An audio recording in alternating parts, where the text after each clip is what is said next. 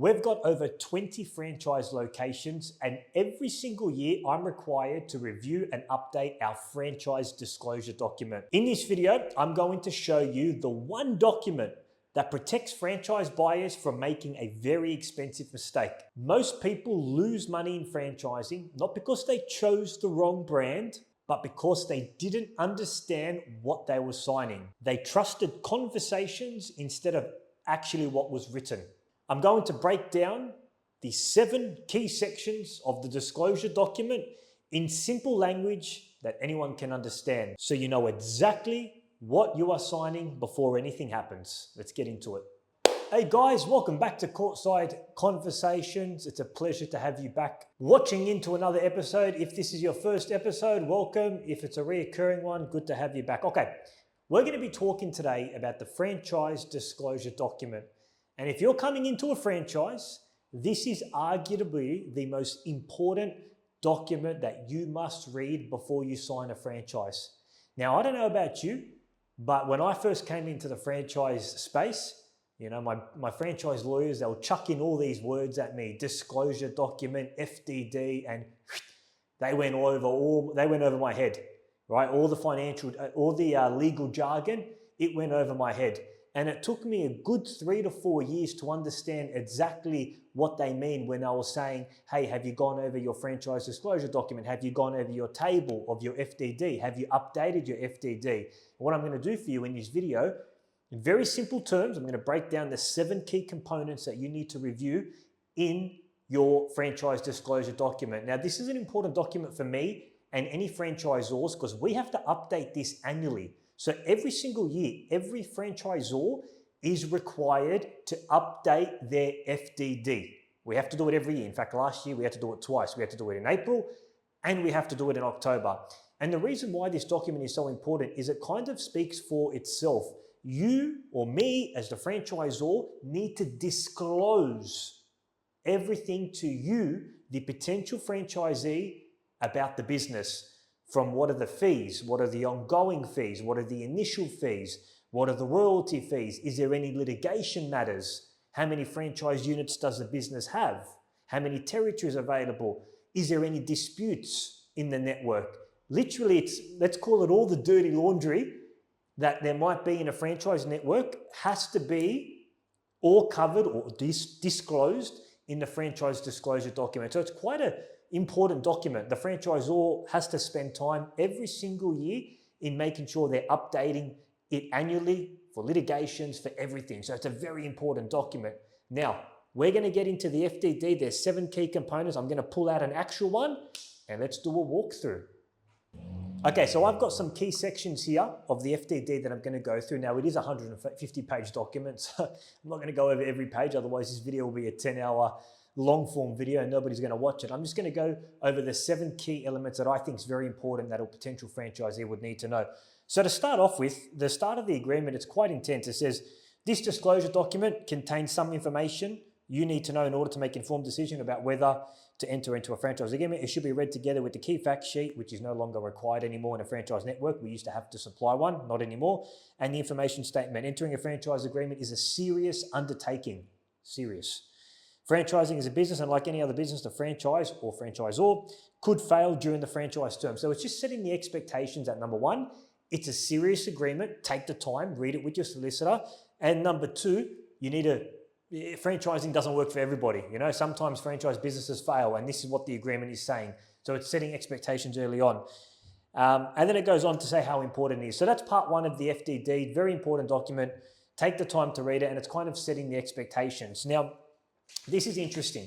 So part 2 of the FDD is a table that outlines all the fees, both initial and ongoing, that can occur for the lifetime of the franchise. This, my friends, is what you need to review. You need to be okay with all the fees that the franchisor can charge you. So here, I'll go over some of the key ones. We've got the initial franchise fee, which is, it says here, $60K. That's the initial investment, usually the largest investment that you need to pay. You've got an initial advertisement campaign. Now, this is for me. Obviously, each franchise might be different. The initial advertising campaign is between $2,000 to $4,000. So this is head office. They start up a campaign for you that you need to pay for as a franchisee to really pump up your business. It's even got little small expenses here, like a police check that you'll need to pay for, which is about $50, a working with children's check. And it's got a description of the payment. Now, not all, it says here like property, any property or building size, that's not applicable for us as a franchise operator. One of the good things about this franchise is it's a low overhead model. We hire courts, we pay an hourly rate to hire out like a basketball court to run our classes, might be 60, 70, 80 bucks an hour. We don't own the place, we don't own the warehouse. So we can see here, it says not applicable. So a lot of these expenditures are not applicable, but they might be applicable if you're inquiring about a different franchise. It's got things like internet connection, and it's got things like court hire fees, because one of the major expenses that Little Boomers franchise operators have is court hire fees. And we've estimated to be 50 to 20 grand per year, but this obviously depends on how big your franchise is. If you're running 20, 23 classes a week, like some of our high performing franchises are, obviously your court hire fees are going to be a lot higher. But what I love about this, it's pay what you use. If you don't use the court, you don't pay for it. That's what I'm trying to say before about a low overhead model, which is very attractive. Then you've got the royalty fee. Every franchise network has a royalty fee. Some could be fixed, some could be a percentage base. I've done a video before about the different structures of royalty fees. Ours is a percentage base, so 10% of gross revenue, right? You make $1,000, $100 comes back to head office, and we actually use that to reinvest into our systems, our technology and marketing. I love the percentage base because if you're not making anything, then we get 10% of zero, which is nothing. So we're incentivized to make sure that you're earning as a franchisee. You've got the admin fee. It's a yearly admin fee that all franchisees pay. It's $1,000 per year. Initial training program. So you might have to pay an initial training program as a franchisee to learn everything like on the tools. For example, the coaching side, training coaches, delivering all the programs, but also the behind the scenes, like accessing our systems, our back end, our portal, managing your enrollments, all of that. So there's an initial training program. Now, I won't go over everything. That's pretty much it, but there's a table that has all the fees. I'm just going through it. Yeah, that's all the major. So make sure that when you're reviewing the FDD, go over the table of the fees, see what fees are applicable, see what aren't applicable, and if there's any fee that doesn't make sense to you, right, or that you want to inquire about, speak to the franchisor, speak to the broker, speak to the sales manager, and inquire about the franchise fee. That way, when you become a franchisee, right, nothing gets caught off guard. Let's move over to section 3 of the FDD. Okay, arguably the other important thing that's really important for a franchise is the territory that you're purchasing. Now, with most franchise brands, you purchase a territory to have the rights to deliver the products or service in there. Now, every brand is a little bit different. I'm going to be talking about our one. Now, here it says franchise site or territory. So our franchise site or territory is exclusive, meaning one franchisee can only operate in that area. You can't have two franchisees in the same area. One for that area. Once you're a franchisee, say for example in North Sydney, no other franchisee can promote their products in North Sydney. They're exclusive, and that's how we wanted it for our franchise brands. We don't want them competing at each other for business. And it says here, limited to a particular site? No. So the franchisee can expand their business if they want. And it also says whether the franchisee may own or operate the business as substantially. So like, let's say I'm running a Little Boomers franchise and I've got another business, say for adult basketball or another kids basketball business. I can't funnel my kids from Little Boomers into my other business. That's a massive conflict of interest. And you can see here where the other franchisees may own or operate a business that is substantially the same as a franchise business, it says no, right? So that's the main bit of the franchise site or territory. Make sure you review it, because one of the things that you can't control is the territory that you buy. Once you buy that territory, like, you can't change it. So make sure you do your homework on exactly what's covered in the territory. Is it exclusive or is it open to everybody else? Now we're going to move to section 4 of the FDD. Hey guys, I've created a franchise success blueprint. It's a PDF that has a ton of information about our franchise. It's also got a pretty cool case study from one of our franchisees. Click the link below to access it. I hope you enjoy. Okay, this is important. The next section of the FDD talks about whether me, the franchisor, can add, it's called unilateral variations of the franchise agreement. Because the reality is, if you sign the franchise agreement, something might change in it in the system, something might change that would have us or would require us to change the agreement, obviously within reason. But it says here, the circumstances in which the franchise agreement may be varied unilaterally by the franchisee in the future in the interest of improving the system. The franchisee may make commercial decisions to enhance or refresh the model. So if we have a new model or a new program that we've tested or something that's worked well in one location, we may want to roll it out across the whole network. And it says here that we're allowed to add a variation to the franchise agreement if it enhances or refreshes the franchise model. And it also talks about other instances where we may add a variation to the franchise agreement. So I know it's a bit like, oh, I signed the agreement, they might add a change. As long as the franchisor is reasonable and it's acting in the best interest of the franchisees as a network, they can do changes within that agreement, but they've got to communicate it across the network. But make sure you review exactly in the FDD whether the franchisor can create changes in the agreement or not. Now let's move over to the next section. Okay, the next one's a bit interesting, and it talks about what happens when a franchisee wants to exit. Like, what are the different situations and the different circumstances if a franchisee wants to exit? And this is important, guys, because you need to take the worst scenario into play. I know you're excited coming into a franchise and you're ready to go, you're going to be your own boss, but you actually have to explore, what are the worst case scenario? What if I do need to sell this franchise? What happens? And as we all know, Murphy's Law is what can go wrong, will go wrong. So you need to have an action plan for that. And pretty much this talks about ways of ending the franchise agreement early, and it gives a whole bunch of reasons of how the franchise agreement can end early. Now, our franchise agreement is 5 years. There's a whole bunch of bullet points that says what can happen if we want to end it early.